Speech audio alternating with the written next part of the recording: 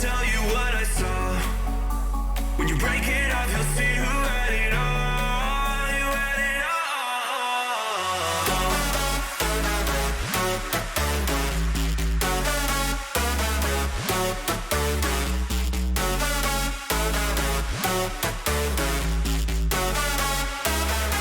You said you wanted to fall into oblivion.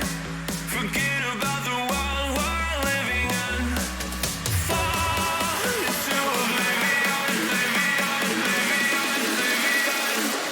I'm going in. Fall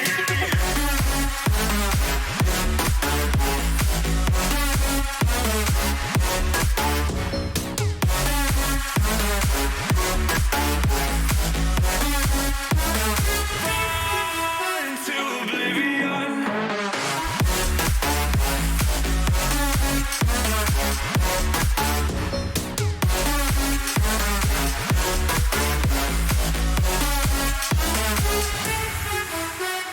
Fall into oblivion.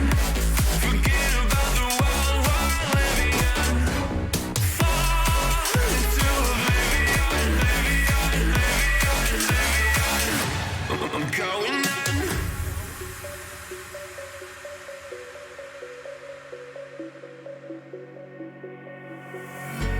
You can't fall asleep when you're counting stars. Get it together. Your mind can't sleep when you let it serve. Now you wanna see me fall. From a quarter mile, I can see you at the call. Think about it, ring won't tell you what I saw. When you break it off, you'll see who had it all. You had it all.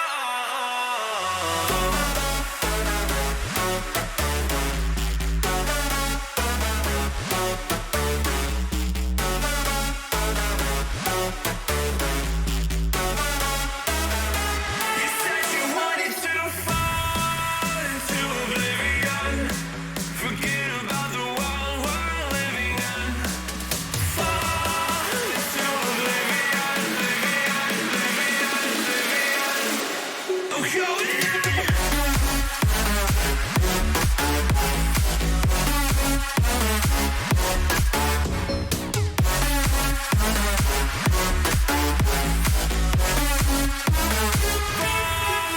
into oblivion.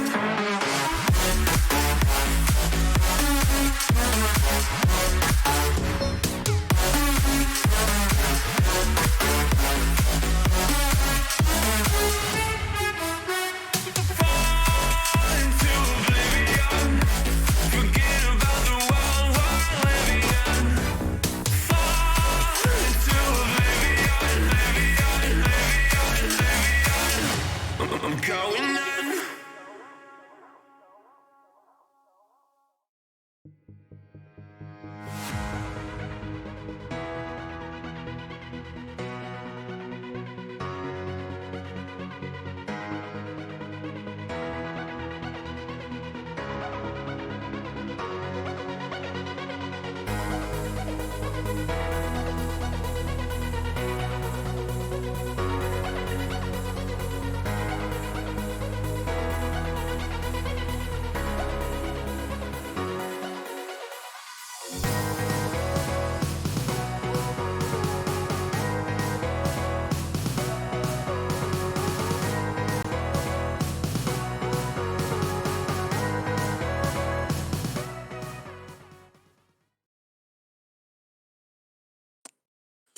Welcome, everybody, to your CEA Siege Wednesday night matchup. We have two teams from Open League Division playing here tonight. We have North Carolina State University White versus Université de Montréal.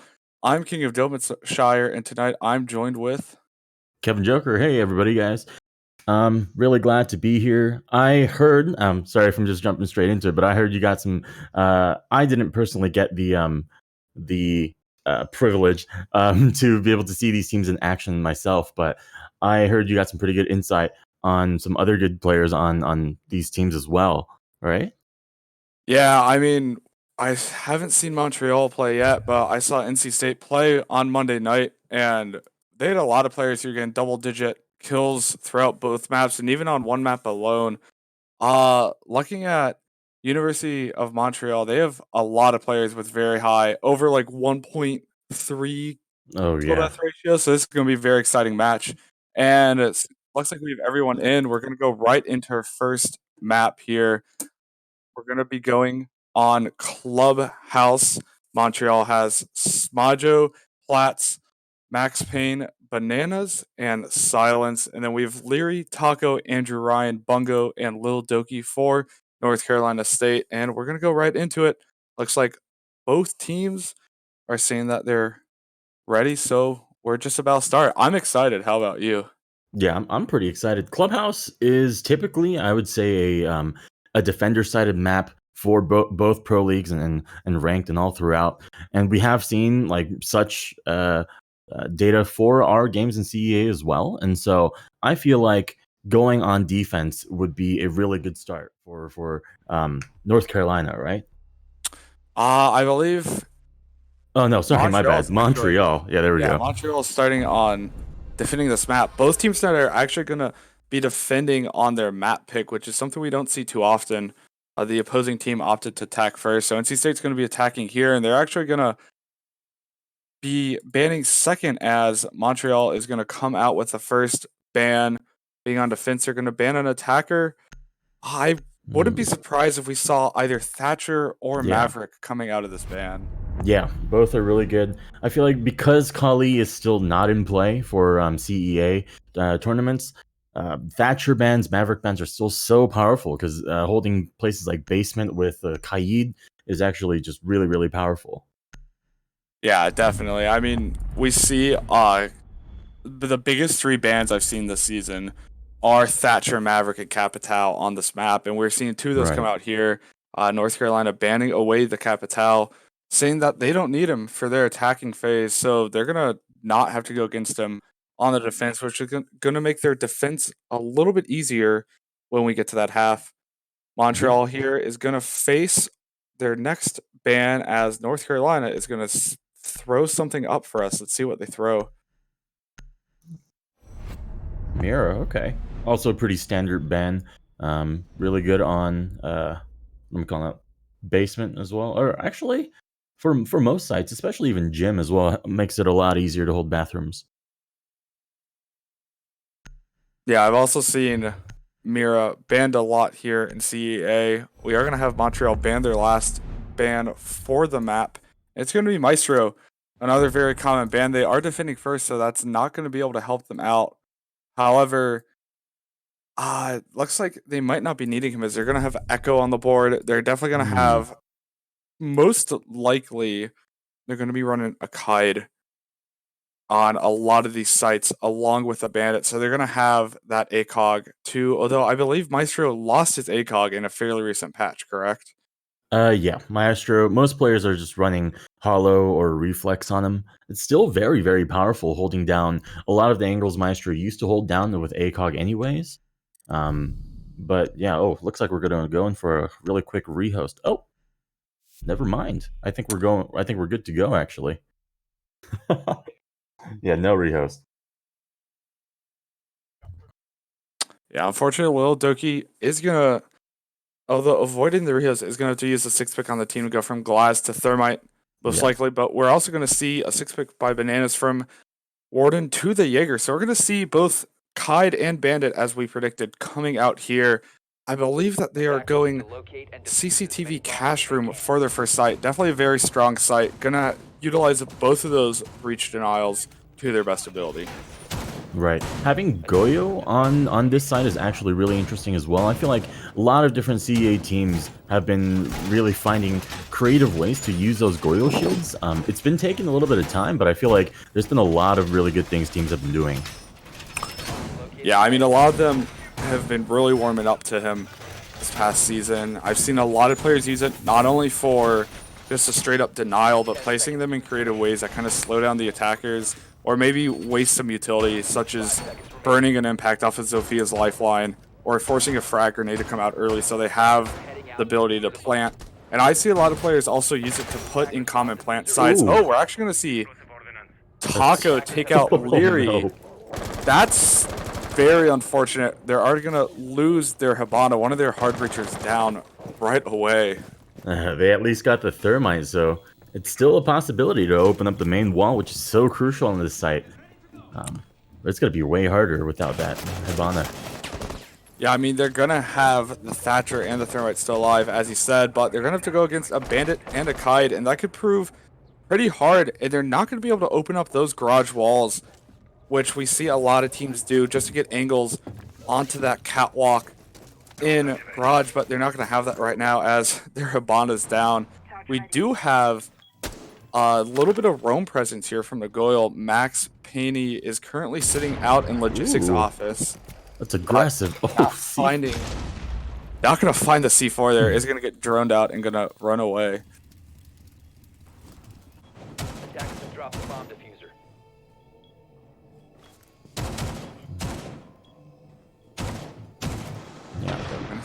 Attackers recovered the diffuser. I'm gonna see a little bit of this roam come out here. Okay. Just gonna peek towards Jim. Taco is gonna go down. That's Bongo also is gonna be take down. Kaid. Wow. NCSU is really just taking the second floor of this site, second floor of this map really fast, already getting control of construction and then the entirety of gym. All they have to do is start pushing from both sides, making sure no one comes up main stairs, and they should have this set. Yeah, I think they did really well adapting here in terms of realizing that they're down a hard reach and opting to go for the push from gym bedroom. We're going to see here how that plays out for them as we have a minute left in the round. We're seeing some bandit tricks come out, and it looks like that construction wall is going to try to be open. That's way too late. Oh, no. Oh, I feel like Smajo had a really good game sense in moving his bandit charges over from the main wall, given how NCSU isn't going to be attacking from that side, but it looks like he heard it a little bit too late, so he couldn't get that bandit trick off. But now it's just down to these angles. Drones are going to be coming up from NCSU side. We do see one person pushing... oh, never mind. They're both all just coming from that side of the map. Taco already inside garage. I don't think they fully know he's there, despite the barbed wire going off. Yeah, Bananas is going to take down Bungo, and this is going to be deadly position as Taco being there could potentially get them killed, though. Looks like Smajo does know that he is there, taking down Taco. However, is going to get another kill on Andrew Ryan with Bananas picking up the last on Lil Doki, despite losing two pretty much right off the bat on that roam. Montreal comes back getting their first defensive win for the night. Nice. That was really good tight gunplay from Udem on that last bit of 30 seconds or so. It just really came down to that wire over there. I feel like NCSU had a really nice lead despite having lost a teammate from default cam killing.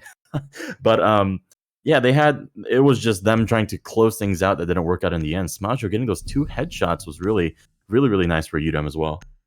Yeah, and I think really the critical thing there was recognizing that someone was coming from garage, because if they had not recognized that Taco was on that little catwalk in garage, it could have been potentially deadly, as Taco would have had two easy picks in CCTV, leaving only one Montreal defender in cash room to fend off the three NC State players. Right. I feel like that Goyo shield also worked out really well for Udem. Taco had to vault over, and that basically sealed his deal if they were watching that rotate hole. Yeah, Montreal's not going to opt to take that Goyo this time. They're going to bring the Echo instead. They're also going to pick up a Mozzie and a Legion, a Mute and a Jaeger. Definitely playing that intel game here. We're going to see NC State bring out that IQ. Going to be very helpful, along with Lil Doki running the fuse. Monday night, we saw Lil Doki playing a lot of fuse, especially on Villa, using that verticality to try and get some cluster charge kills off, and we might see that here tonight. Yeah, speaking of verticality, you see 3 different people from North Carolina bringing breach charges. That's 9 total breach charges on the map that could all go towards the floors and kitchen, in the main hallway, in near bar, and it's just going to be a really big vertical play I'm hoping to see from North Carolina here. Yeah, I mean, they're not bringing a Buck or Sledge or Zofia, so you're going to really have to play around, bring a little bit more breach charges, and that's going to allow versatility in where they open up and what they open up. We're already going to see Bungo drone into kitchen. However, Leary is going to push upstairs very far. Oh my. No one is going to be up here for them to find, but they are taking their time. NC State trying to drone out, making sure that they're not going to get caught off guard. Platts, though, hanging out in cash room. Yeah, Leary going in just as Thermite with the diffuser, going for the roam clears. I feel like is a pretty ballsy move, but this could work out here if they catch that Mozzie is sitting here in near logistics and in construction, I mean. Oh, they do see Taking out him. Platts would be pretty huge here. Looks like they know that they're there, but not going to capitalize on it quite yet. Platts is wasting a good amount of time for NC State. Okay. The kitchen hatch opens up without any sort of resistance from Montreal. It's going to make it a little bit harder to hold in Armory, but maybe Montreal has a really good plan for this. Yeah, I mean, Platts is still alive, full health, hasn't even been hurt yet. The C4 is going to go out, going to put Bungo down for a decent amount below 50, but that's all it's going to do. Silence is going to be sitting down there, down a C4, going to opt to fall back as that bar hatch is now open. All right, cluster charges going down. Both of the hatches open. This is a ton of pressure being on Montreal here. Smaho is going to be able to get away from safety, but Platts is going to be taken down by a Taco here. That's Mozzie down. Those Mozzie drones have to be in good positions. Bananas is going to get the refrag onto Taco. Larry going to take back Smajo, but Bananas is going to take a lot of damage. Platts wasted a ton of time, so NC State's run a little low here as Silence has the opportunity for a nice quick kill into that doorway from Church. Yeah, this is such a strong position for Mute here. With the shotgun, it's almost uncontestable. He does hear the exothermic go off on Church Wall, and he's going to find the first one. That's Bungo going down. He should be telling this to Thermite, who's turning around just in time, but it looks like Mute's going to be smart and hold Moto. Leary is going to be looking around. Silence is going to take down Leary, and Bananas is finally going to take down Andrew Ryan. It's looking like Montreal is going to capitalize and get their second round win here. However, Lil Doki has something to say. They're going to take down Max Payne. It's all up to Silence and Bananas to take out this last attacker. It's like Lil Doki has most of the control at Church. Was going to appear in there. It looks like, yep, shot by Bananas all the way from blue, I believe. Yeah, that was a really solid hold from UDEM again. Just really making use of those tight corners from Mute's shotgun and making sure that they have those refrag capabilities on all their teammates. Yeah, I mean, they've done very well in terms of getting those refrags. We saw Platts also waste about 2 minutes off the clock before they were killed by NC State. And that's very, very good roam. Even if you don't come away with a kill, you're getting 2 minutes off the clock for the attackers. And not only that, but someone got a refrag pretty much right away onto Taco, who had killed Platts in the previous round. Okay, yeah. Looks like we're going straight into Gym Bedroom as UDEM has won the first 2 defense rounds. And this is definitely one of the harder sites to hold, Castle being definitely very, very useful, almost required for this site. Yeah, I mean, we see a lot of teams use Castle in a lot of different ways. I would not be surprised if they use Castle more to block off that wall by Jacuzzi Balcony so that Max Payne can really lock down that bandit trick. But I've also seen a lot of teams rather use the Castle all the way in Cache, which we're looking at right now, and that lets them extend the site more horizontally across the second floor. And that could be what we see, is we see that construction hatch open right there on the screen next to Smajo, and that could be used for nice rotations if they get in a pinch later in the round. Right, for sure.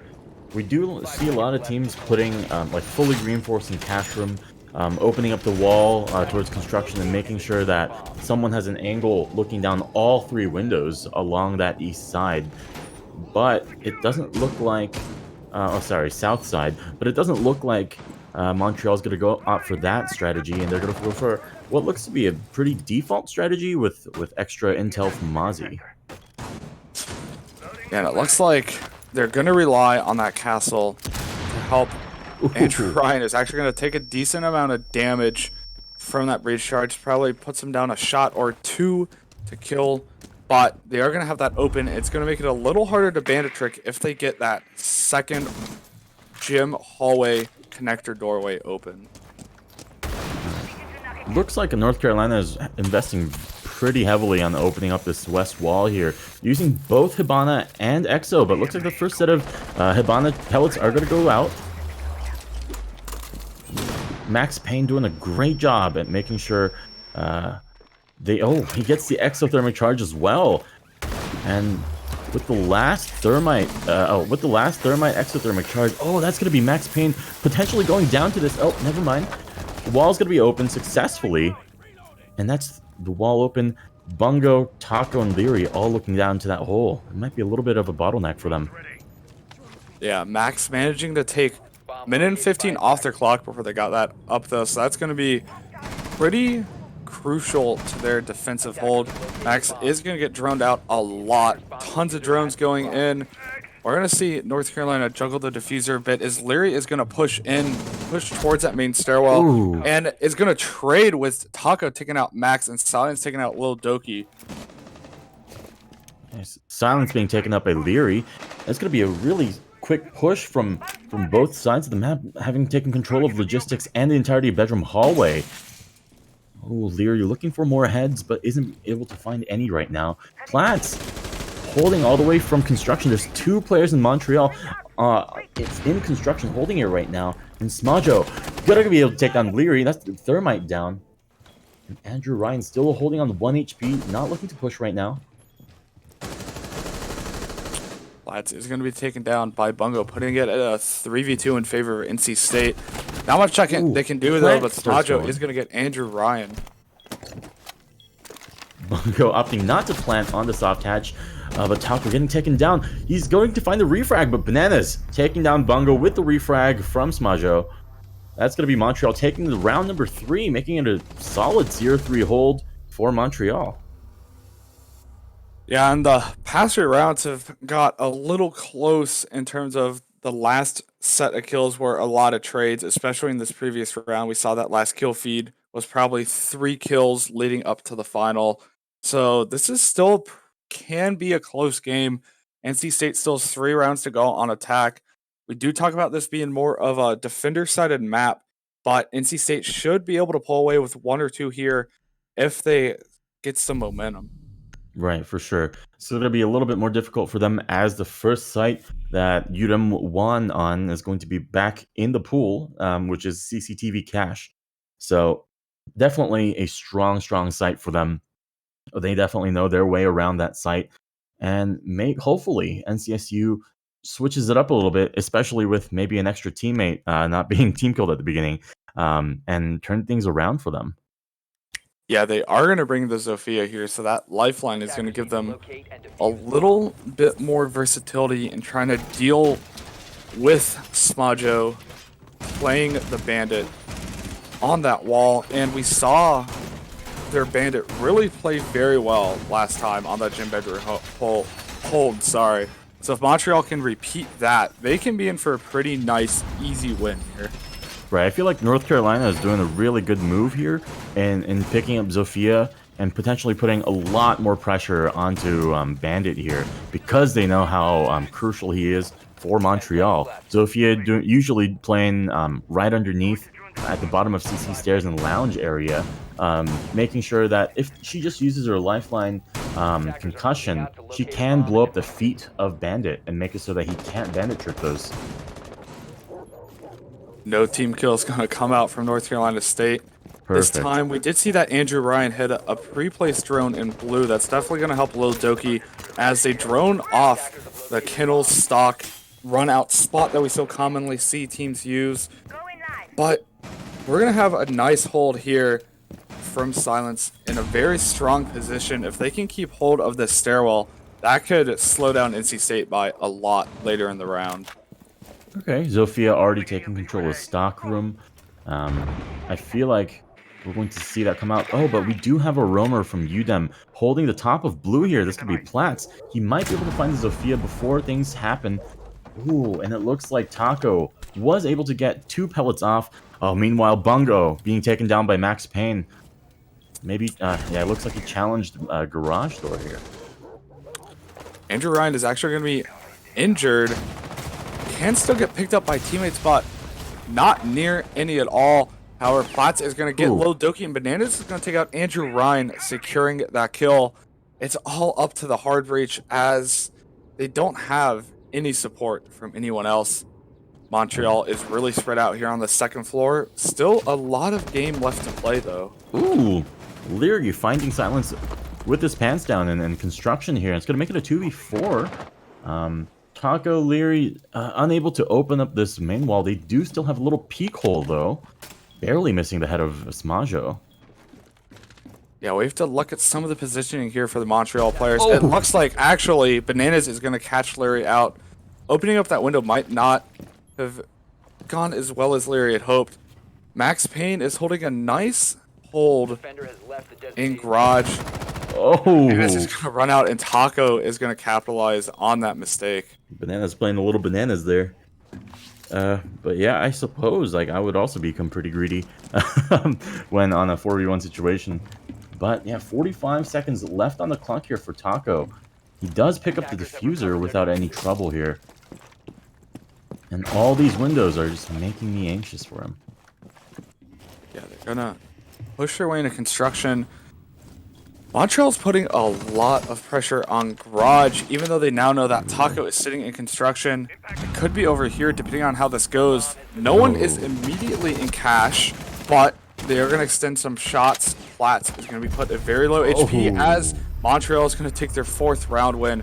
Smajo picking up Taco for the dub. Yeah, even rotating the yokai over to construction, I feel like that was just sealing the deal. Putting the final nail in the coffin there for Taco. Yeah, and it's unfortunate because some of these rounds have been close, but for that one, NC State just couldn't really find their groove, especially once it got down to the 2v5, 2v4 situation. Wasn't much they could really do there. They're going to have to go back and fight against Church Arsenal. They really had a decent chance here, but we saw Platts waste so much time, and now that they're running the Vigil, NC State could be in some trouble if they can't deal with them right off the bat. Right, for sure. NCSU, I feel like they could still be in this, given that Clubhouse is a very defender-sided map. If they take these next 2 rounds from UDEM and make it a 2-4, and moving on to the defender side, I feel like they still have a very, very solid chance at their own map, right? Ooh, this time opting for a lot of claymores coming from North Carolina, rather than breach charges. But they do have an Ash this time with the breach charges. That's going to help a good amount. They're also going to have that entry frag power from Lil Doki. We have some decent stats coming out from Montreal already. We have Bananas at 6 kills, 1 assist, and 1 death. 8 kills, sorry, I cannot read. Wow. 8 KDR is very good for a 4-0 match right now. If they can keep this up, Montreal can guarantee at least a tie game here. If they come around with this 5-1, it's going to be very hard for North Carolina to do anything but lose or tie this map. Right. I feel like just looking at Montreal's individual stats, it just speaks a lot about how well that Montreal is utilizing their roamers. They just 8 kills on Banana, 6 kills on Smajo. It's just the roamers are just making sure that North Carolina isn't able to get a good foothold on any part of the map, regardless of what walls they open here. Yeah, I mean, we could run into some trouble here for Platts because Leary is coming up with that IQ from the main stairs, is going to have that IQ scanner to spot Vigil using their ability. However, Platts could be safe for now. Could run into some trouble here as Leary is going to pull out that scanner and that Claymore in gym. We do have a Mozzie drone looking into construction and logistics office for visual here. Oh, he will see one drop a taco, shooting Leary. I believe this is his 2nd team kill of the game. But he is going to be able to find the head of Platts, hopefully making up for his team kill again. And it's going to make it down to a 3v4 situation as Bungo goes down. I spoke too soon. Silence finding his 4th kill of the game. And once again, it's up to 2v4. Oh, never Four mind. not gonna land, unfortunately. Taco coming away with a little bit of damage there. Gonna open up that hatch. No one to contest it. Little Toki is just trying to hold down that stairwell as long as possible, but we are gonna have Spajo coming up from behind, all the way back by blue. Okay. I feel like if Smajo can rotate all the way over, he might be able to catch both of the attackers from NCSU with their pants down. Only a minute and 10 left into the round. Looks like both of the attackers are going to go for like a brutal frontside push from main stairs. But I feel like Udem is very much so prepared for this, making punch holes and holding down these long angles. Oh, you even see Silence just holding Moto from top of the boxes where normally people don't check. He might be able to find a nice headshot here with this shotgun. Yeah, that mute jammer is gonna do wonders as there is a fight in main hallway. Looks like Lodoki is gonna be Ooh. downed. Silence getting the kill. Is not gonna be able to convert though. Taco is gonna pick up the double, but it's just a 1v3. Gonna be very hard for Taco to capitalize and win this round. Ooh. That's going to be another kill for Taco. It is looking very, very doable for Taco here. Just Smajo and Bananas. The roamer's down. Oh, but he's going to be able to find that long angle. Banana taking down Taco all the way from back of boxes and armory here. Yeah, that's especially with the hollow, very nice eyesight, nice reaction time from Bananas. Can definitely tell that where that KDR is coming from. Fortunately for NC State, they're going to be at 0-5. They need to win this round, otherwise they're going to be facing.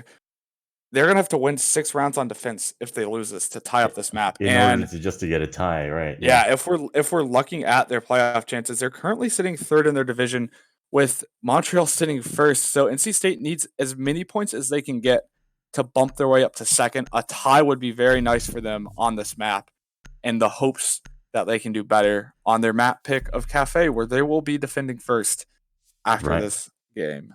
I feel like this round is going to be the make it or break it round for NCSU here, not just for this game, but overall for their standings and group division. It's going to be really, really crucial for them to play at the top of their game here. Hopefully, we do play with all 5 players from NCSU this time. Yeah, it's unfortunate that they've had 2 team kills so far, and we saw just Montreal really capitalize on that too, realizing that NC State is down a operator on both of those times, really putting a lot of pressure there, but also they had a lot of patience, as we've seen Silence sit in Moto under that hatch that last round and only move when someone was pushing. Silence did not get aggressive and try to use their secondary to peek down the hallway and get a kill. They did their job, and that's what Montreal's really been doing. They're all about patience, and if they're going to play aggressive, they're going to play aggressive but smart. Right. I feel like Montreal has been doing a fantastic job at just managing how fast and their tempo of just attacking and defending as the defenders. Just making sure that NCSU doesn't have too much breathing room to play with, and making sure that they just have to always be watching their backs. Once again, though, we are going to see Leary already coming in from toilets. Yeah, gonna hear someone up there, but that barbed wire is gonna go off, is gonna be taken down, just barely missing Platts. Platts gonna get that kill. The Echo's still on the board, and the Sophia is down. Kide, sorry. Oh, wow. Platts finding a long-range kill onto Taco. Oh, almost seeing another. But it looks like it's not going to be big enough of a hole for people to vault through. Oh, aggressively peeking. Doesn't find the second one, but Bungo gets taken down to half HP. Andrew Ryan finding the kill onto Max Payne. Oh, through the pixel. Bungo finds Platts. And that's going to be both of the wall denial people gone from Montreal, if you don't count Mute, who's not using his Mute jammers for wall denial at this time. And that's going to be West Wall open. Yeah, and it's funny, after we talked about the patience, they got a little bit too aggressive there, not very patient, and NC State kind of punished him for that. It is back down to 3v3. Drone's not looking too good for NC State, as Andrew Ryan is going to get a lot of damage, as Smajo's going to take down Bungo and Andrew Ryan, getting the nice double kill really quickly, just down to Lil Doki in bar. Yeah, I feel like that was really, really good game sense from Smajo, just making sure to push when he needed to push, making sure to catch Andrew Ryan with his pants down, actually, right when he set up his EXO and had the EXO little charger signal device in his hand. And it's going to just be down to Little Doki. He's a little caught on the other side of the map, but looks like Silence has a decent idea of where he might be. Oh, he's going to be taken down by the SMG-11, doing a little crouch dance to celebrate his long-range hollow SMG-11 kill there. Ooh.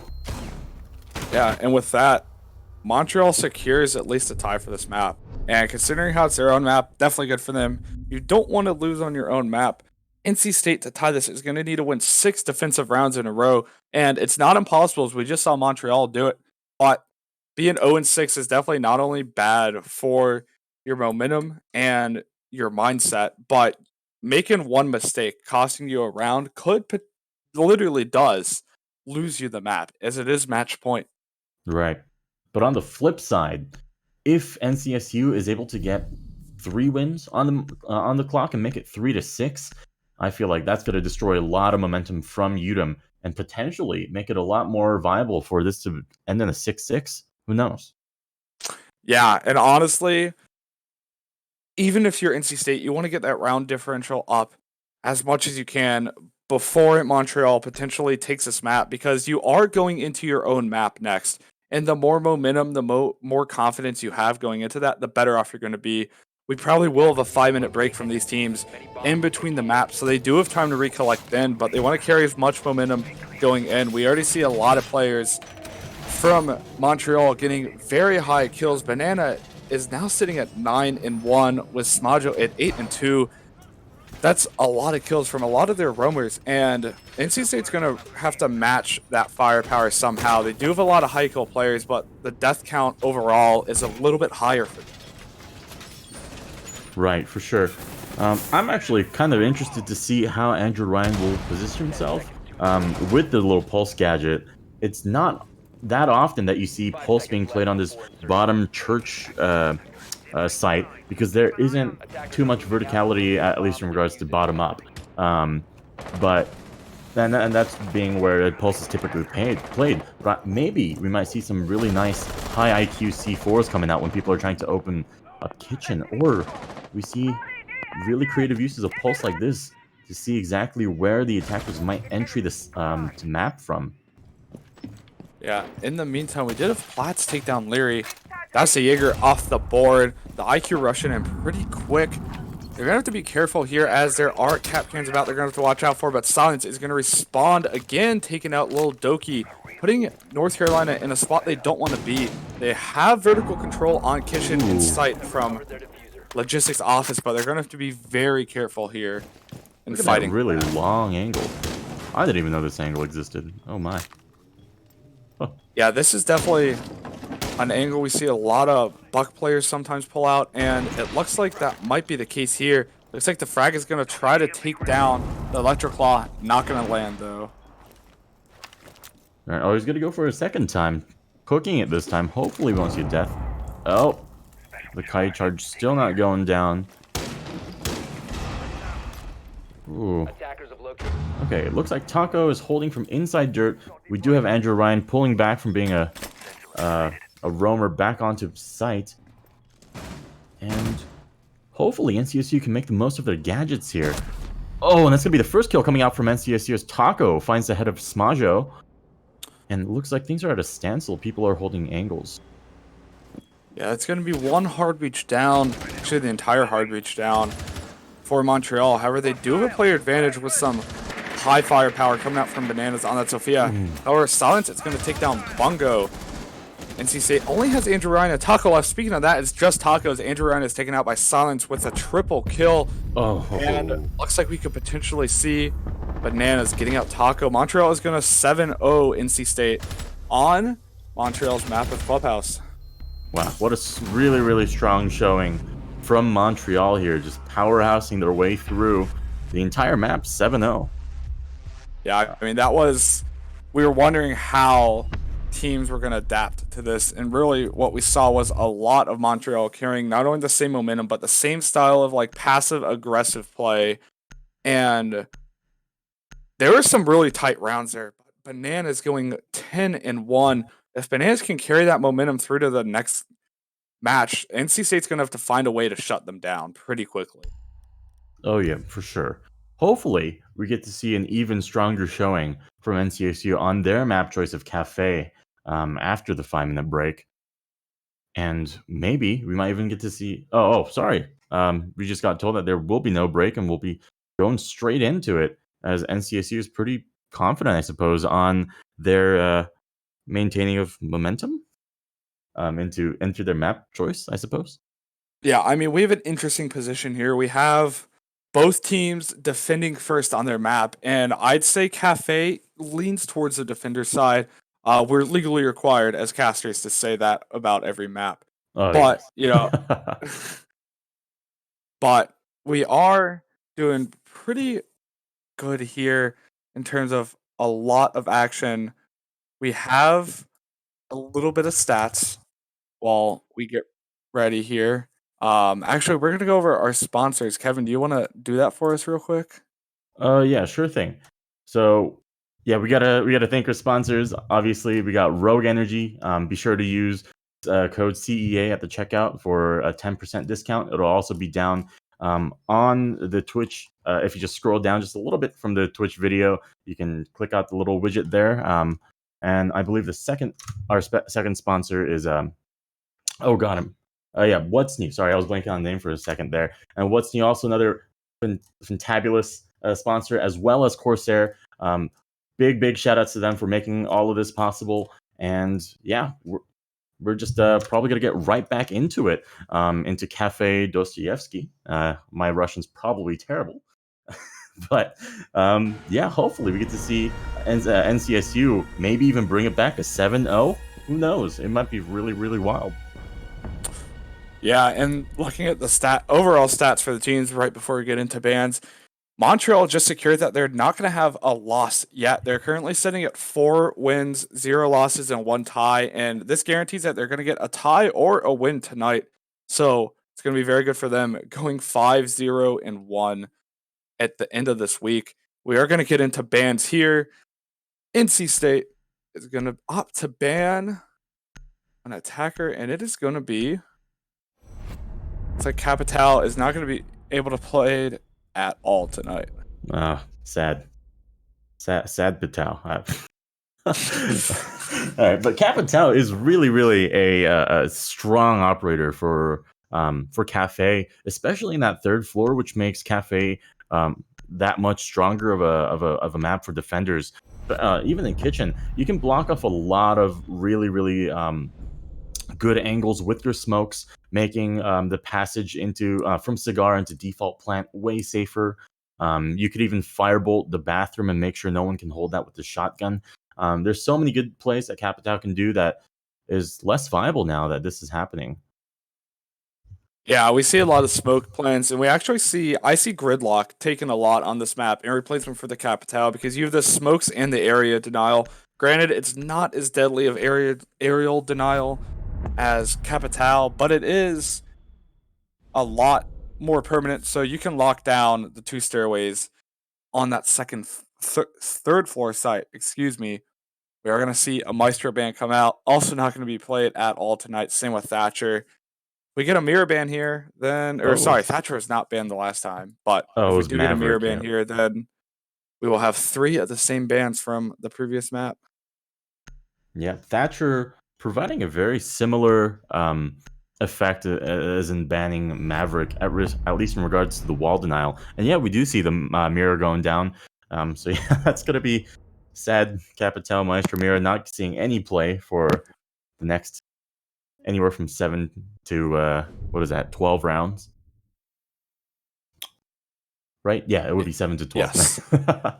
Yeah. Cool. We're already going to see some different picks come out, though. We're going to see the Nomad. We're going to see the Valkyrie. Neither of those ops we saw in the previous map. So I'm excited to see how these teams use it. Nomad is definitely going to be good for preventing runouts. And since we are going to bar cocktail on the 3rd floor, it's going to be nice to have Nomad to really block off the rotations. Taco on the Echo could be a very formidable force if they keep him locked up in Freezer for the entire round, preventing those plants late game. I feel like on this map, Valk typically has either two uses, one being just the typical intel gathering within the map, but two, which makes it really spicy, is using all your Valk cams outside, just so you can set it up to run out on people, rappelling onto windows or rappelling up the side of the building. And I feel like maybe, just maybe, if Bungo and Taco are both playing intel ops, maybe we can see a little bit of run out action from NCSU because of Little Doki placing Vault cams outside. Or, never mind, she's placing one in piano. Looks like we're just going to see a ton of intel coming out from NCSU here then. Yeah, I think NC State really wants to play it safe. They did just get swept in the previous map, but it's now their map. It's their home turf, and they want to not get too cocky quite yet. They still need a couple rounds under their belt before they can start doing some interesting strategies. Although I would not be surprised if we did see a run out from pillars onto that eastern rappel angle. Right, for sure. Yeah, lots of good window play that can come out from Montreal here. But looks like we're roaming all the way down to the first floor of NCSU, making sure it's really difficult for Montreal to get any footing into the map here. And unfortunately for Lil Doki, it doesn't look like anyone's really coming there quite yet. It looks like 3 or 4 of the Montreal members are already on the roof, looking to open those hatches. We did hear them being broken open, and that's going to have some decent control already for Montreal. Right. We don't see any of the bars blown open, so they do have Montreal does have the option of default planting safely behind 3 sheets of wood, right outside of New Hatch and Cigar. Leary and Bungo We're could seeing have some made drone those. work come out, but that Mute and Mozzie combo is definitely going to make it hard for Montreal to get anywhere. And combine that with the Valkyrie and the Echo, there's a lot of intel for Montreal to deal with. However, we have 3 of them on the red stairwell coming into the Cigar Lounge side of 3rd floor. Exothermic is going to go out into piano. And we have Leary going for the quick C4. Is going to get taken out by Platts, with Platts getting a double kill onto NC State's Bungo. Wow, Leary and Bungo, especially Leary, which is running up to him. But Platts being taken down by Andrew Rand. Like I said, Leary was just running up to that breach hole that was opening, trying to get a cheeky little kill with his SMG-11. The C4 is coming out. He's gonna find the kill on Smajo. Well, he already Smajo already got the wall open, so his job is mainly done, I suppose. Yeah, I mean, NC State has life in them now. As that diffuser is down, they're going to have to get it. And Taco taking out Bananas, but Max Payne is going to respond by taking out Andrew Ryan. It's now a 2v2 with Lil Doki and Taco holding down the fort against Max in silence. All right, 40 seconds left on the clock. Looks like it's just going to be down to Buck and Nomad, both very good operators in regards to fracking power as well. But the massive amounts of intel from NCSU might fall to the demise, to Montreal's demise here. Gotta find that one Vault cam and just holding it down close. They're gonna go for a default plant right behind that little bar area. Echo is going to be able to spot it out. Gotta get that single yokai drone. And he does find it, but Max Payne finding the head of Taco. It's gonna go down to a 1v1. Little Doki finding the head of both Max Payne and Silence. And that's going to be the first win in both of these rounds for NCSU. That's a nice vault spot. Also nice notice from Lil Doki, seeing the Buck crouching in that corner, starting to go for the plant. Definitely a good hold for NC State, and they're going to actually get their first win of the night on their home map. They're going to go back to kitchen service and kitchen cooking, and this is a pretty good site. A lot of teams really like this site after the rework. So we're going to see what NC State pulls out here, where they're going to switch it up by taking the Rook. And we're going to see how Montreal responds to losing their first round of the night. Okay. I'm seeing this. I'm pretty hopeful for maybe a 7-0, 0-7 spicy game today. Maybe asking for too much. I don't know. Okay. I like this. The castle pick is typically a strong one for kitchen. Typically, a lot of teams have been flip-flopping off of using that castle to block that really long angle from small bakery all the way into bar area. But there have been a lot of different things that teams have been experimenting with and trying to hold kitchen. But I'm actually kind of excited to see what NCSU draws up on this. Yeah, I mean, they do have the sledge. Bananas is running that sledge, and that's going to be potentially deadly for that castle utility. We're probably going to see that one on Bakery get smashed open right away with the loss and not much utility. But if they take down Bananas fairly early, they can have some good times in terms of holding site and not having to worry about those castles being opened with ease. All right. We do see a rotate hole being made into Big Bakery here from Kitchen Prep, which means that NCSU is going to be holding first floor kitchen all the way into Bakery as an extension of the site, which is also another pretty up-and-coming popular strategy in holding this site. We just saw a nice drone spot from Smadja there as Platts is going to take a lot of damage with Taco getting the first kill onto Silence. Definitely good rotations from NC State. However, they still have one right next to the lobby. Taco closing in, but Platts is going to respond by taking out Leary. Ooh. Andrew Ryan is going to take down Platts. All of a sudden, NC State is doing pretty good here. Taco taking out Bananas for the double kill. It's 4v2 for NC State. Lots of really, really good refrags coming out from both sides here. But looks like NCSU is going to be a little bit on top here, as it does come down to a 4v2. Barely, though, as Taco is 1 HP. Smadjo is going to be taken down by Andrew Ryan with that cheeky little headshot from all the way down bar. And all of a sudden, it's like something changed in NC State as they're now up 4-1 with Max chilling on the Nomad. Both drones alive in reading room. Going to rotate out to pillars, but is going to be very careful as NC State has a roamers to lose here. Not going to opt to take out that default cam yet, though. He doesn't want to make noise, so he was just checking the cam to see if it was on, but looks like all 4 NCSU players are busy hunting. We'll be able to find maybe the first, and it's going to be find the first head of Andrew Ryan. They know exactly where he is, and Taco's going to be making his way down brown stairs here. Looks like Max Payne is going to be holding that angle. Taco making sure he's patient, but is he patient enough? Yeah, they're going to have to be careful here because a 1v2 is not unwinnable, and it looks like it's going to become just that as Max takes out Taco.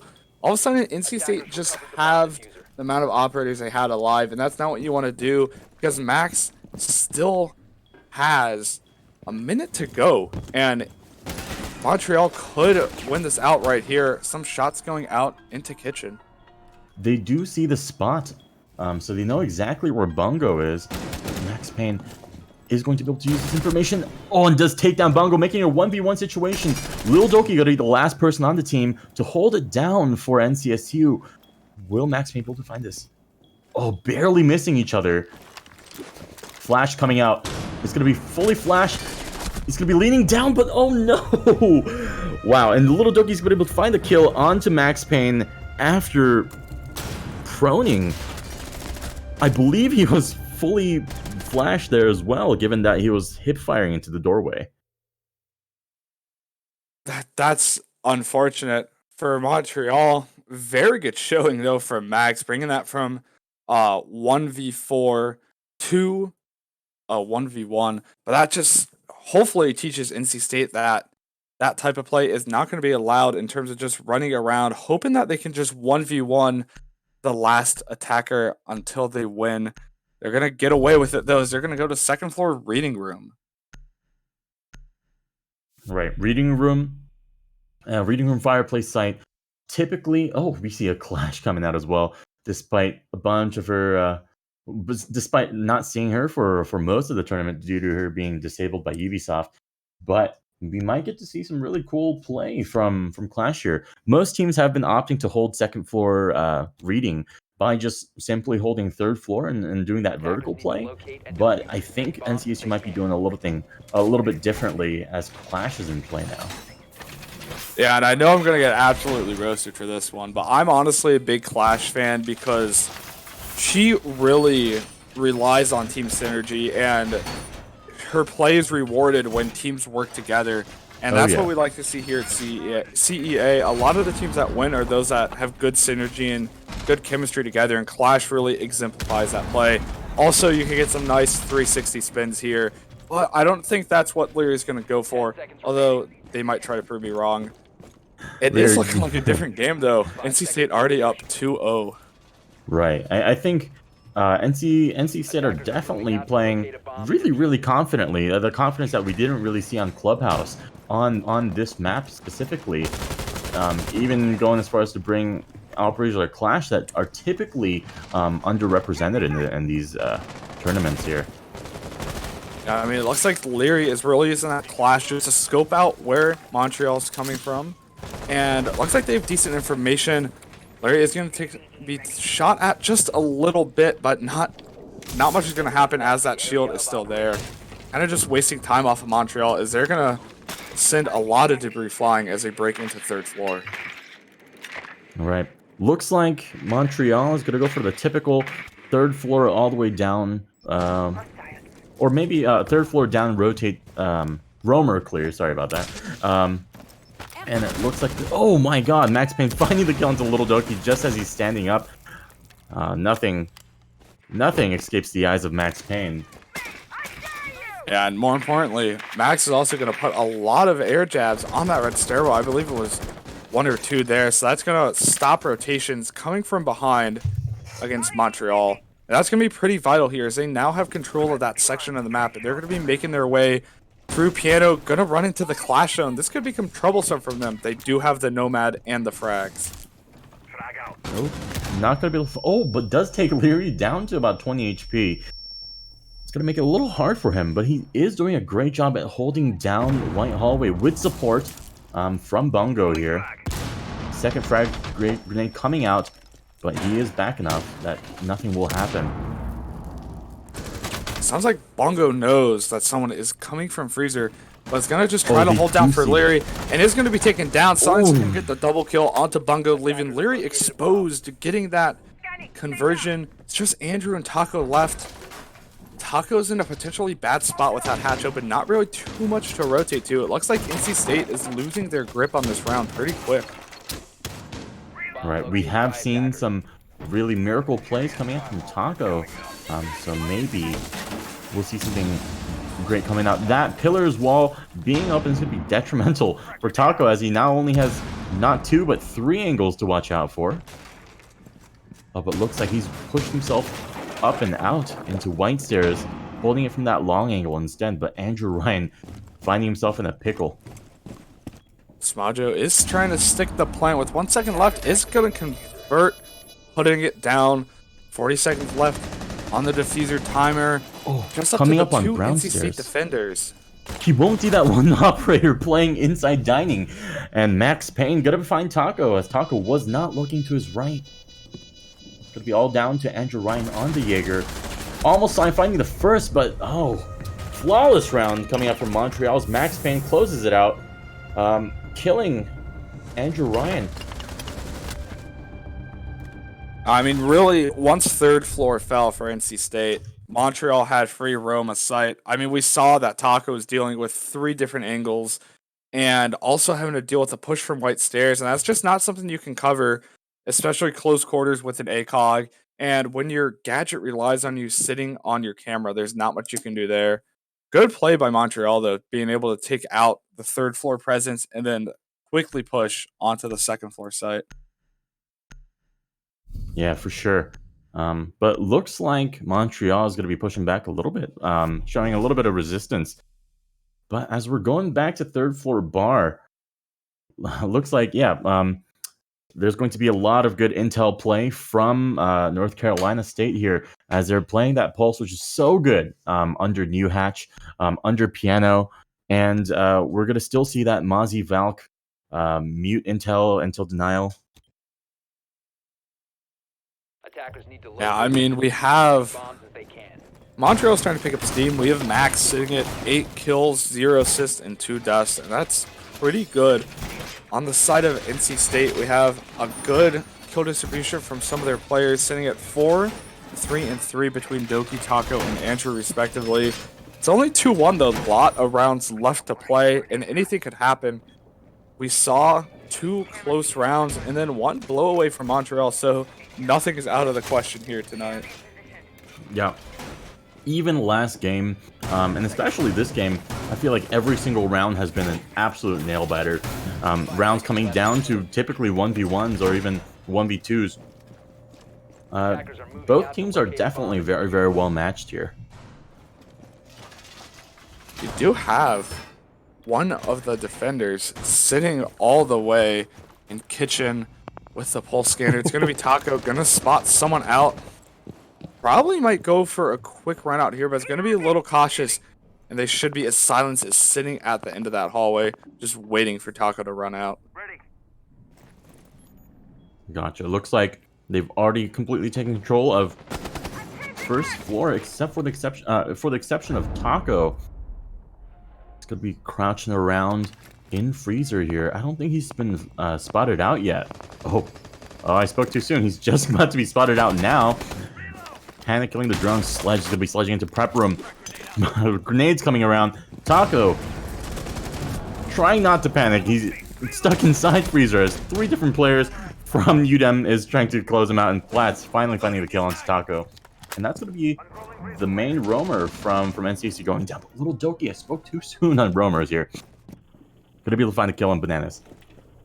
Yeah, and that's going to be good for NC State. Although they did lose Taco, they took out the Sledge, one of their soft breach capabilities, and also took a minute off the clock. Taco did get pinched pretty early, but wasting that minute could prove pretty fruitful for NC State later in this defense. They're going to have to keep holding Cigar, though, and they're going to have to get a few more kills before we hit that late round stage. Right. I like how NCSU is holding Piano as hard as they are, making sure they even have a hatch open to drop down in case they need it. Most teams opt to not even hold Piano at all, as it's almost a no man's land. O'Leary finding the headshot into Silence. That's going to be the Buck gone. Oh, and they're finally going to run into a little bit of trouble there. Oh, Doki is going to use the drop hatch, though. Very nice. Going to save themselves alive and keep NC State in the operator lead. As I say that, though, Max is going to prove me wrong, taking down Bungo. Well, that was... Oh, my God. Oh, my God. O'Leary finding the knife kill onto Max Payne, who just skirts around the corner into bathrooms there. Without... Oh my god, holding the corner. Platts is going to find the kill on Leary, who was just peeking a little bit too far. And you're right. Going down, it's going to be all down to Little Doki. To a 1v2 situation. Air jab goes down, and Platts finding the last kill onto Little Doki, closing out the round for Montreal.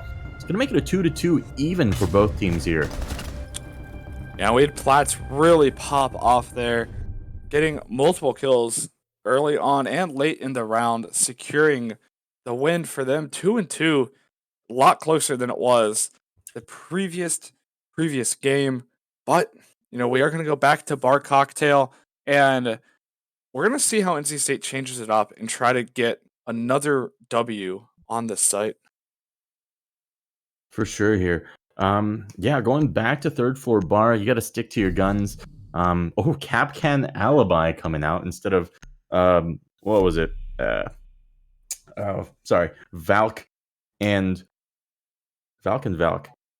Pulse. There we go. Yeah, Alibi Capcan, a very different change of pace from their previous 2 operators that they had before. I'm not exactly sure how Capcan will play better out for NCSU, as IQ has been chosen for UDEM every single round here. Attackers need to locate. Yeah, I mean, that's definitely going to be interesting. The Nomad is really what's helping them out, because although Platts did a lot of the heavy kill work in the previous rounds, we've seen Max's air jabs really work out there. I mean, we saw the very last kill on Lil Doki was Lil Doki running into an air jab on Red Stairwell, and then Platts getting a very easy frag due to, you know, Lil Doki being flat on their back at the bottom of Red. And that's something that NC State hasn't really found a good way to counter. That Nomad has really been popping off for Montreal, and that's kind of what's been preventing NC State's roam game. Right, I feel like almost every round that Nomad has been on Montreal's side, we've seen at least one air jab go off every single round, which is almost a confirmed kill at that point, at this level of play at least. Yeah, I mean, usually you put those air jabs where you're going to expect people to push from, and usually that's going to be right around where you're pushing from, and we see that red stairwell being covered is going to prove very fruitful for Montreal covering their backs here. We are going to see a little bit of a slow push here. We do have a little Doki kind of camping out towards Bakery. Max is going to ping that someone is in Garage, but they're not going to start exchanging shots yet. Ooh, Silence might be able to find Lil Doki here, I believe. That's who he is. Oh, he does see the drone get destroyed right in front of him. Oh, and Leary finding the C4 kill onto Max Payne just on the roof, throwing that C4 through the hatch. That's a cheeky little kill. Oh, but Smajo finding the refrag onto Leary, and Silence finding the kill onto Taco, who was on first floor. Yeah, I mean, taking down Max Payne is going to be nice, but Silence is going to get a double onto Lil Doki, and all of a sudden, it's just Bungo and Andrew Ryan, and they're going to have to work really hard here as they have some heavy frag power coming out from the other team. The Nomad is down, but Smajo is going to open up that wall into Piano. Alibi Prisma still useful as Alibi is still alive. The good thing about Lil Doki and Leary and Taco, Lil Doki and Leary being dead is that they've used their gadgets. Right now, Alibi and Jaeger still have, oh my god, a little frag potential to go. Bungo getting those 2 kills onto Plats and Bananas. Not going to be able to find the third, but it's going to make it a 2v2 for North Carolina. Smajo finding the kill onto Bungo. I mean, Bungo did their job. Andrew Ryan has to hear someone right there. The frag is going to get eaten up by the ADS. Andrew Ryan has to get these next 2 kills or waste a lot of time, but they are going to get pushed pretty hard by Silence from that white stairwell side. They don't have a really good idea of where he is, but Silence has a decently good idea. He's probably somewhere in Cocktail. Smajo looking to regroup with Silence here, maybe droning it out. Yeah, that's a really good call. 30 seconds still left on the clock. Montreal has time to drone out Andrew Ryan, who's just holding it from that little corner over there. I don't think UDEM is going to be expecting it that much. The drone did shut off, so it looks like they might know they are going to get a peek, and Andrew Ryan is going to get the kill. However, it's just up to Smajo. Smajo is going to be taken down. Andrew Ryan is going to get the 3rd round win for NC State.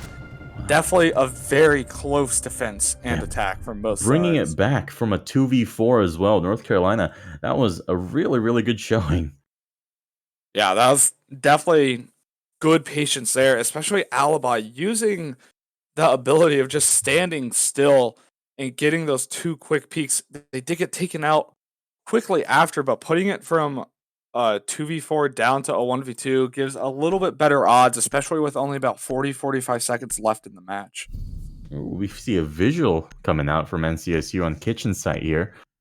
Maybe we'll get to see some Boss GA Cog magic. I know I'm asking for too much sometimes, but it's not going to be in 6 bit. You never know. Things happen sometimes, and it's magical. Yeah, they are going to take Taco off of that castle, putting them back on Legion. And that's going to prove a pretty useful adaptation here, as we saw Sledge being run by Montreal the last time. They're not running Sledge now, but those castles weren't very useful the previous time. But the Legion could be potentially deadly. Did get a slight change in the previous patch, but still a very useful operator, especially trying to get that 4-2 split that NC State is going for at the end of this half. All right, that's a really interesting reinforcement that Legion just put down all the way back here onto Garage here, or I might be blanking on the name here, but yeah, I feel like this is going to this is showing that NCSU is going to be trying to hold the site from way outside the site as well, from VIP, or commonly known as Christmas, from Bar, from maybe even on the White Stairs, and just holding it, making it so that UDEM has to bottleneck at certain points in the map. Oh, spawn peek from Taco. Taco, that's filthy. And he's going to be falling back. Yep. Yeah, all of a sudden, NC State has silence down for the count. That's the buck gone. Those frags are off the board. Right. He's also doing the really smart move of securing the advantage and going back into safety. Yeah, a lot of players go back for more, but we're going to see Platt's going to little firefight with Andrew Ryan. Platt's going to take damage, go down to about 60, 65 health. Andrew Ryan is going to back off, taking the little bit of a trade that they got, and then live to see another day for now. I feel like taking silence off the map is going to be really, really good for NCSU here. But just given how there's so much potential. Vertical play. Oh my god. Speaking of vertical play, Bananas finding the headshot onto Leary from 3rd floor. Oh man, that's going to be a really good kill. Getting that Mozzie, making sure no Mozzie drones have any mobility left in the game. But like I was saying, taking Buck out of that map, out of this map right now for NCSU is just absolutely fantastic, as they're no longer able to hold down prep room and other vertical angles, as so much of the ceiling is able to be opened on prep and kitchen site. Yeah, they're going to be pushing down red here. Bananas is going to be able to get the kill on a bungo. That's the roamer down. They are going into mining room, opening up that floor into kitchen. Looks like some of the roamers are going to activate as Andrew Ryan is going to hop out from that lobby area and start pushing towards the attackers. Right, we see some really tight angles being held from NCSU, hoping for any foolish pushes from Montreal, but it looks like Montreal isn't giving that to them, making sure they're going to hold it out slow and steady, droning every corner out before going for it. And look like that. They're just going to be able to spot out multiple operators like that. And Legion had their back turned to that drone, so I don't think that Taco knows that they've been spotted quite yet. And it looks like this hold of dining room is going to have to move eventually, as most of Montreal is pushing from bakery. It looks like they're already in prep room with only Doki on freezer. They're going to have to get their other two to rotate back pretty quick. Ooh, barely missing the guy from small bakery. Oh, that's going to be a kill for onto Taco from Platts, and Platts going to be coming down from Smajo. It's all going to be down to Andrew Ryan and little Doki, but Andrew Ryan going down, Doki finding 1 kill. He does see this thermite stand up right after planting, but now it's going to be a post-plant scenario with Smajo and Platts holding it down. Hipfire coming down from little Doki, finding the kill onto Platts. But look at this. Smajo is just pushing up slowly. Little Doki is holding it really close. Gonna go for the fake. And look, it's just a cat and mouse. He's not even watching behind him. He goes for the pre-fire, so he knows exactly where he is. Oh, but he does find the kill, and the little Doki is able to clutch the round for North Carolina yet again on I believe his second 2v4 situation win.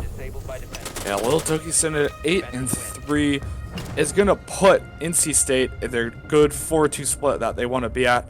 Now they just need to start getting a little more aggressive on their attack. They did not win a single attack on the previous map. They're going to want to do that here.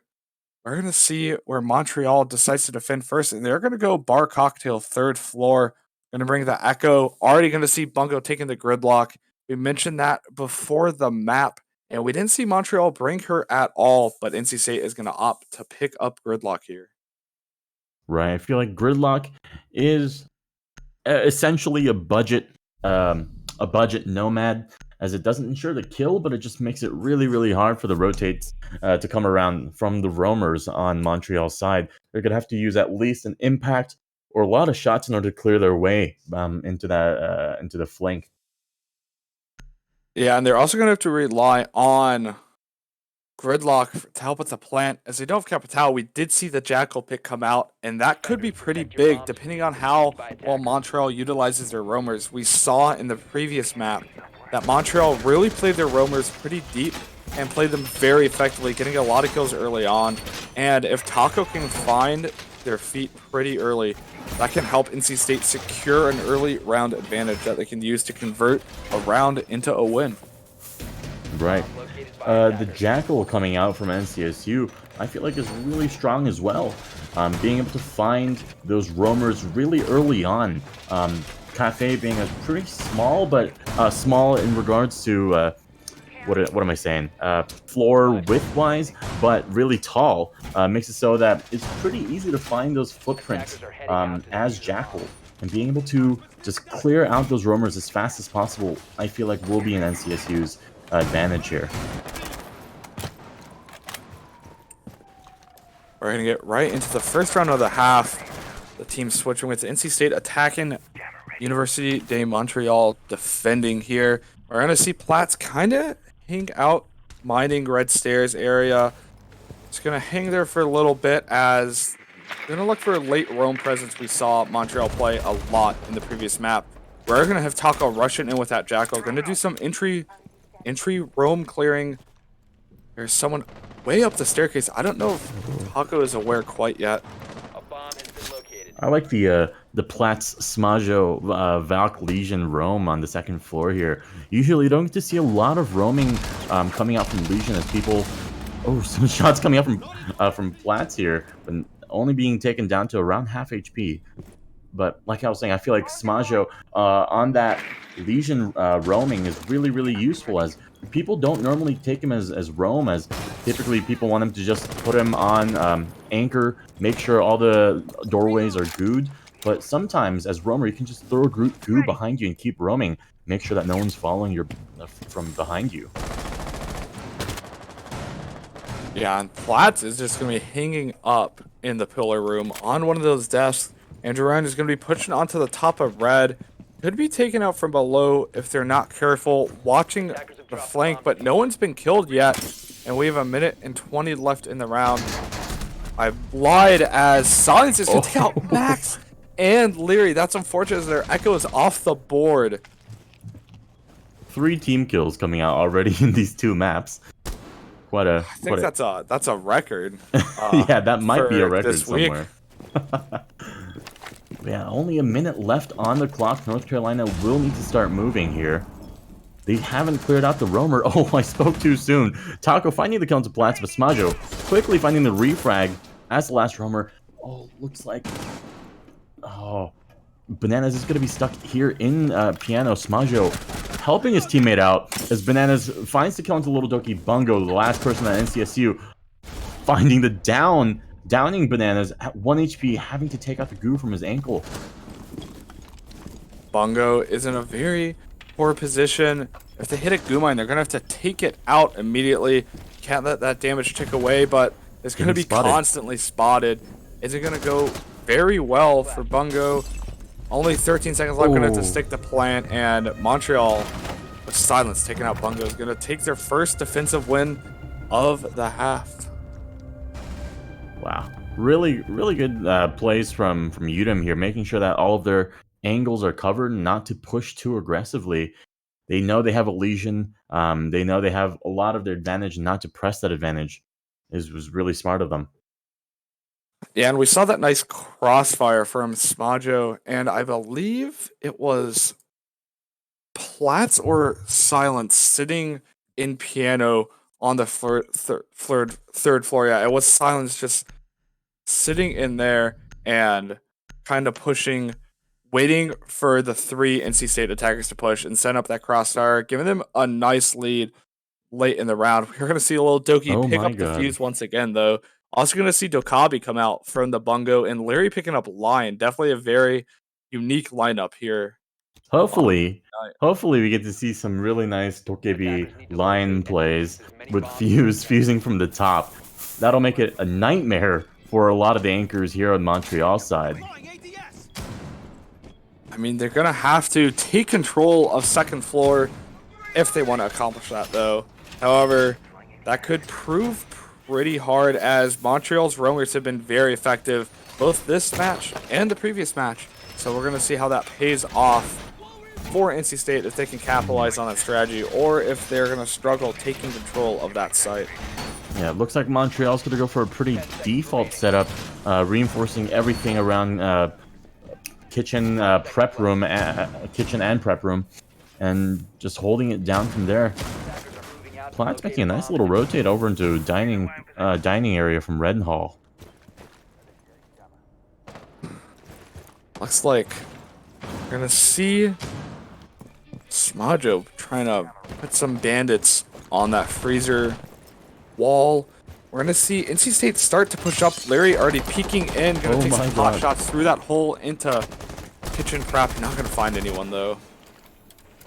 That was actually a really long angle, too. Ooh. We're going to see some really nice floor holes coming out from Platts here. And it looks like, for the most part, they have decent control of second floor already. I mean, Platts is really just chilling there. And NC State's going to have to contest that pretty quickly, as that second floor presence is not going to go away anytime soon. Bananas does get droned out here. Looks like North Carolina is going to opt for the third floor all the way down to first roam clear.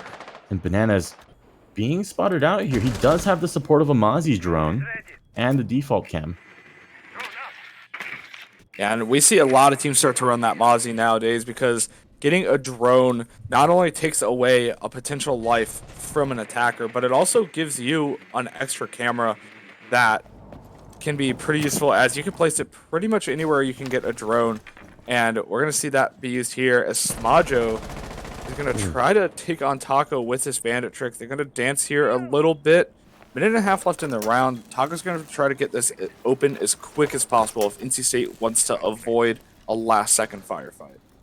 Ah, yes. The dance between Thermite and Bandit is always beautiful to look at. Bananas giving up control of third floor, is going to be moving down into the reading room on the second floor. So we're going to buy a lot of time. And speaking of time, there's only 1 minute left for Montreal, for North Carolina to push here, but I spoke too soon. Doki's going to find the kill on Platts. That's going to be one of the roamers down.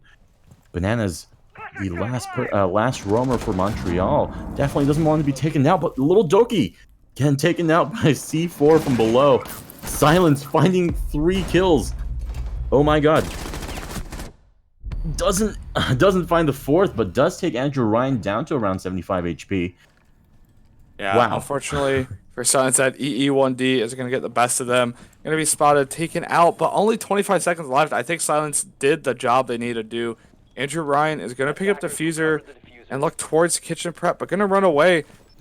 They're going to have to push soon. 15 seconds left. They have to start sticking a plant, and not to mention that, but Smajo is all the way off-site, coming for the flank. Oh, flanking from Bar.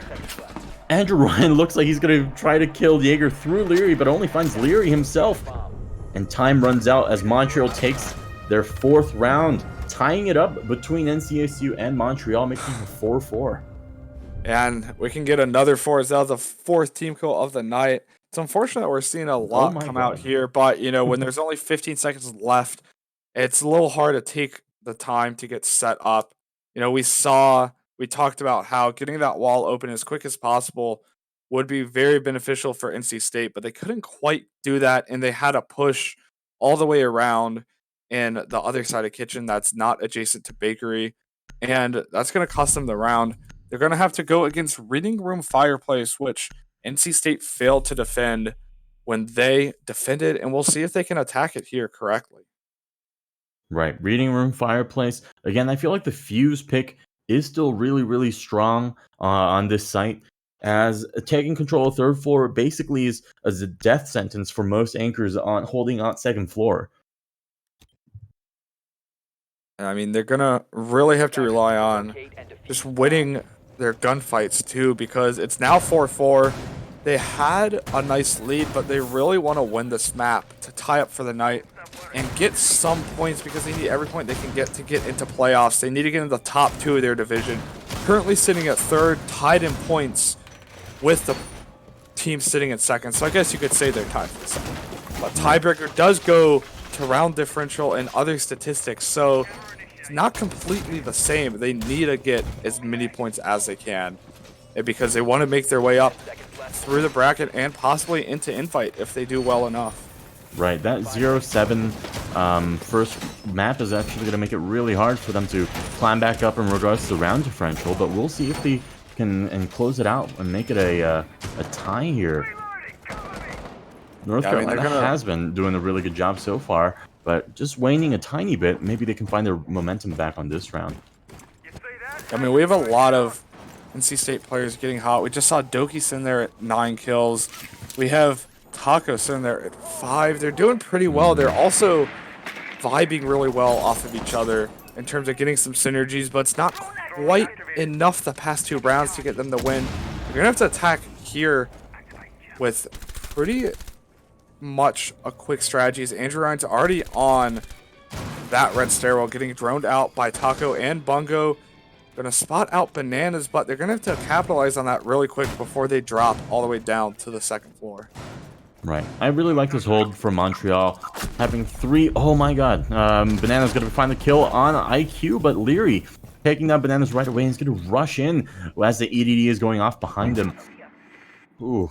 That Mozzie drone is going to be really, really huge for Montreal there. It's going to catch everyone coming from New Hatch and through from Cigar as well. Yeah, we're going to have Taco swing into Piano and Leary hanging out in Bathroom. They have control of that part of the floor, but Smajo is going to have something to say. Going to take out Leary, dropping the diffuser at the top of White. Smajo is in a position to get 1 or 2 other kills depending on how they play this. Is going to be taken down by Lil Doki though, putting it back at a 3v3. The Fuse is still alive, so we could see some interesting plays. As I say that, Lil Doki takes down Max, but is going to be refragged by Silence. It's a 2v2 with Bungo and Taco fighting against Platts and Silence for the win. Now what a huge C4. But looks like they traded pretty evenly in order to take down all the roamers on top floor. And it's really just going to come down to the 2 anchors here. Somehow it happens out to be Mozzie Mute here. Sorry, I'm blanking on some of these names. I mean, they have the Jackal alive. They have 2 really good operators with great guns. They have the ability to win their gunfights. We have Mozzie and Silence sitting on site, but Platts is going to actually go into the 90 hallway, reading room corridor, going to actually fall back towards White, maybe going for a late flank, maybe trying to look over those kill holes, as Bungo is going to go into the fireplace. They are getting constantly spotted. Bungo, Platts finding the headshot onto Bungo. Gonna all be down to Taco here to find barely missing one.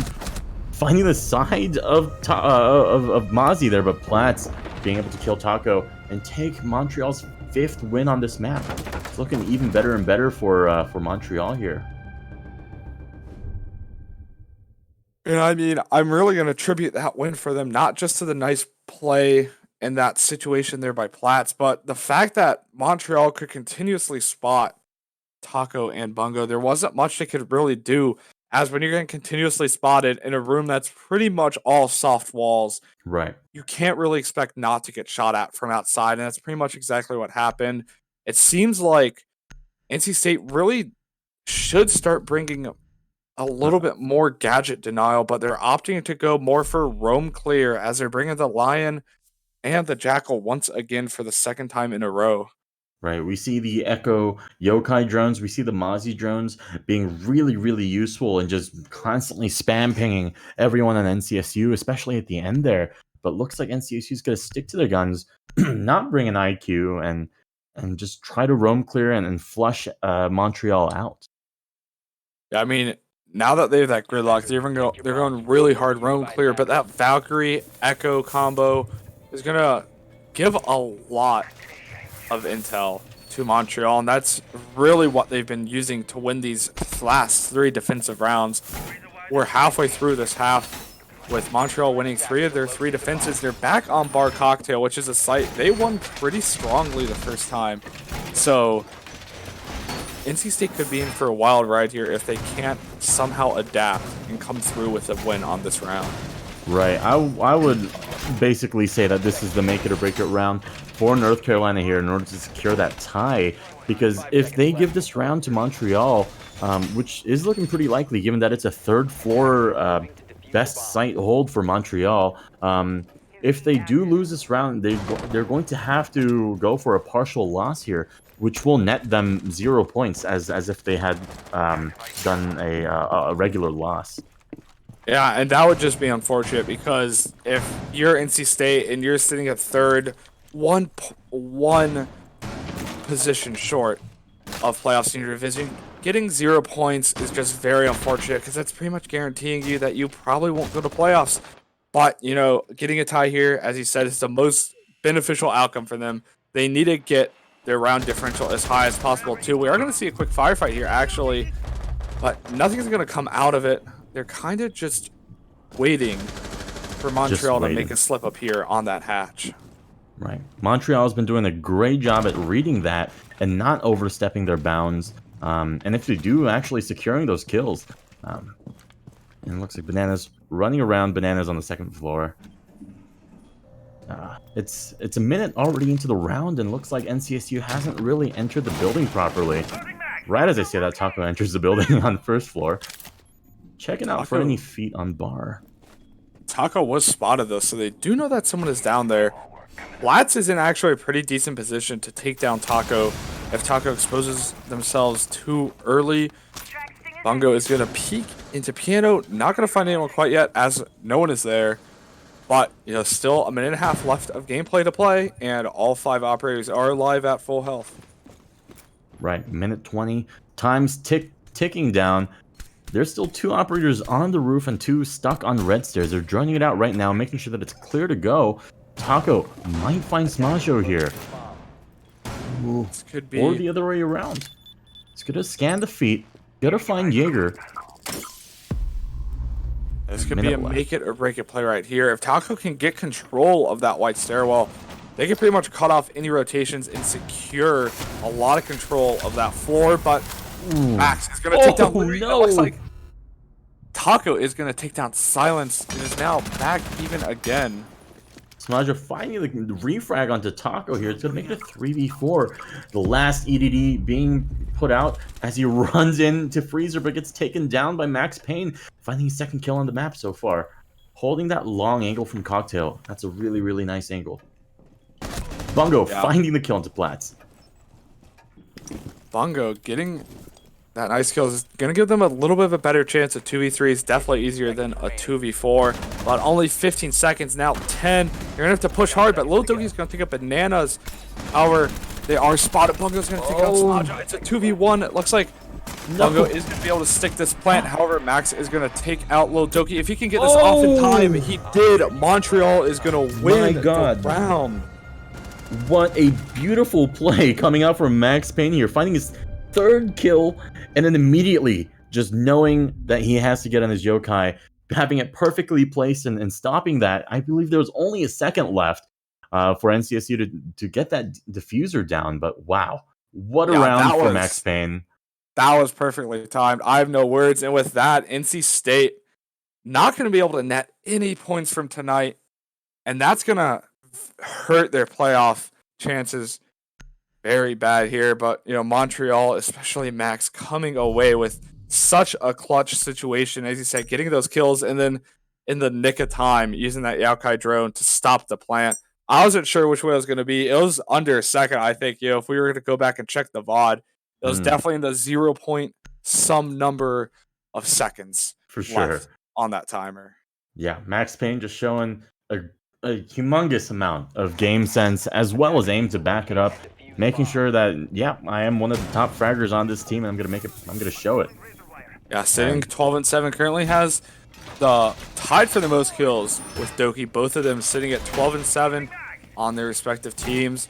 We do have Silence and Platt sitting at double-digit kills, both of them at 10-7. Good showing from them. NC State has a pretty solid kill distribution too. So do both teams. We've seen a lot of nice synergy from both these teams, but looks like Montreal is going to come out on top in the series tonight, but still 1 to 2 more rounds to play. You never know what could happen. This is going to decide whether Montreal gets a total win or a partial win for tonight. And a total win, those 3 points would be very nice for them, especially pushing them up in their seeding. They're already at 22nd overall in Open League. Yeah, that extra point can be whether or not you verse a really strong team versus a little less of a strong team. Wow, Leary's just running into prep, but gonna get punished by that.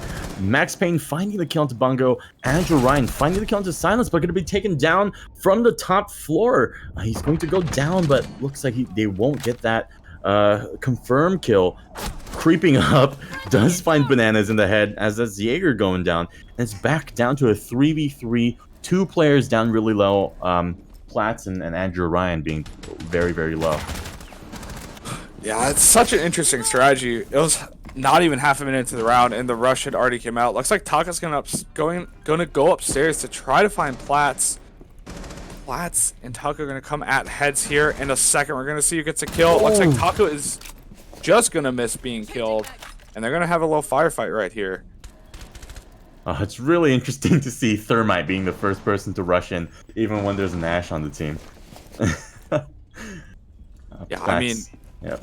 they're already locked out of the win, so I guess they're just trying to do whatever they can to tie up this map, help their round differential a little bit. You know, Platts here is holding down that train museum. Ooh, that fuse would have been really, really good a second earlier, but wow, Platts finding the angle to Taco. Looks like Taco thought he had already ran into Fireplace, but Andrew finding the kill of Platts through the very hole that Platts had made. And wow, Max Payne taking down Doki, and it's all down to Andrew Ryan, who's already at 20 HP. Yeah, and Andrew Ryan hit a nice little play right there. I'd like to highlight using Platts' own kill hole through the floor to take out Platts. Definitely nice. Still's a minute left. Does not have diffuser. It is currently down in kitchen prep, but with 50 seconds left on the clock, has the time to get down there, play it safe, but can't take too long. Is currently on third floor, has 2 more to go before I'll make that second floor, and just about to be first with 40 seconds left. This is going to be a nail biter. Oh yeah, this is truly the make it or break it. Montreal, will you get 1 extra point this round or not? 25 seconds left, but looks like he might opt to kill himself. Oh my god. Do we count that as team kill number 5 or not? No. Unfortunately, opting for a back massage. University of Montreal is going to win the night, going 7-0 on their map pick of Clubhouse and beating NC State on NC State's map 7-4. Good showing for both teams. NC State came out really hot in this map, but you know, Montreal showed how strong they are as a team on that defense. And honestly, that second to last round, that bar cocktail clutch with the Echo, that was probably maybe the play of the week right there. That was such a nice, well-timed, well-executed play for Montreal. Right, yeah. Montreal looked like NCSU was having a really good, strong hold onto their own map. But as soon as it switched sides, looks like UDEM or Montreal was able to really just pick up their pace and close out all the rounds back to back to back. And it was just a really, really strong showing from Montreal. Yeah, I mean, even though NC State came away with the total loss, they had still a good game.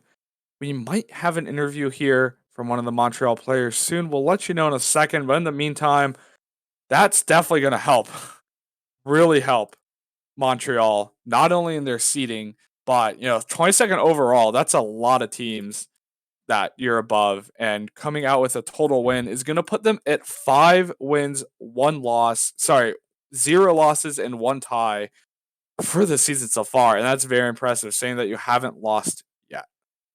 Right, for sure. Montreal just showing a really, really strong showing, even better securing their spot at the top of their group. GG's all around to Montreal. And it looks like we're going to be going into an interview. Oh, actually, sorry, I'm wrong. We're not going to be doing an interview today, and we're going to be ending on a high note here. Just Montreal showing once again how dominant they could be at Rainbow Six. And it's just an absolutely wonderful game. Yeah, and that was very nice. Real quick before we go, thank you for watching. If you haven't followed us on Twitter and follow us on Twitch right here, we have a lot more games coming, especially as we near playoff season. Tomorrow night at 9 p.m., we have ASU versus Virginia Tech or GMU versus Rutgers. Depends on the scheduling, but besides that, very good, very strong teams coming out tonight. Going to be a great invite match. You should definitely come. Kevin, do you have anything else to add? Of course. Once again, really huge shout outs to our sponsors, Rogue Energy. Use code CEA at the checkout for an extra 10% discount, as well as What's New and Corsair for making all of this possible for us. All right, thank you everyone for showing up and seeing this great game from North Carolina State University and University de Montreal. And I hope you guys have a great night.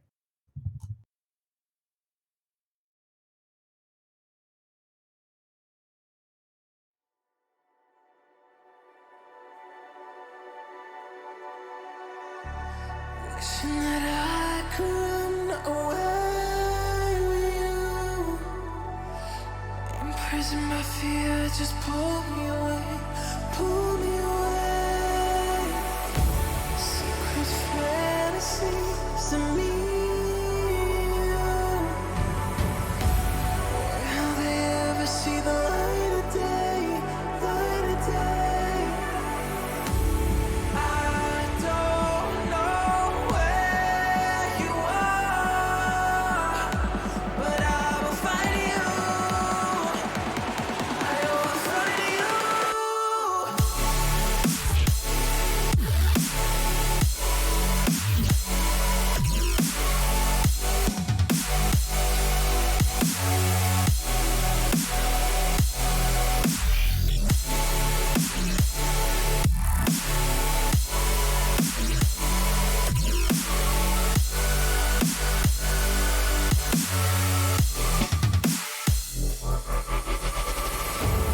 So if you're out there, just run until the edge and fall into me and see where this could end.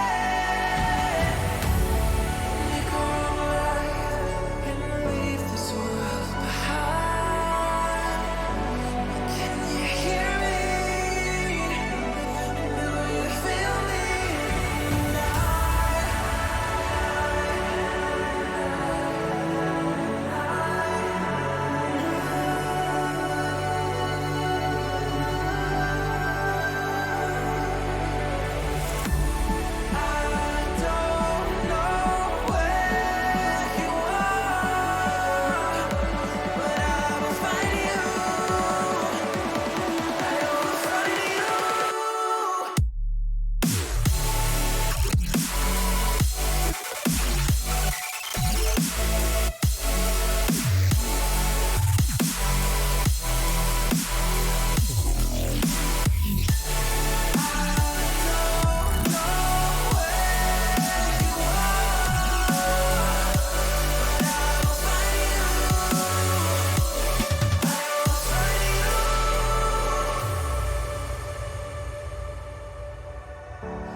Wishing that I could run away with you.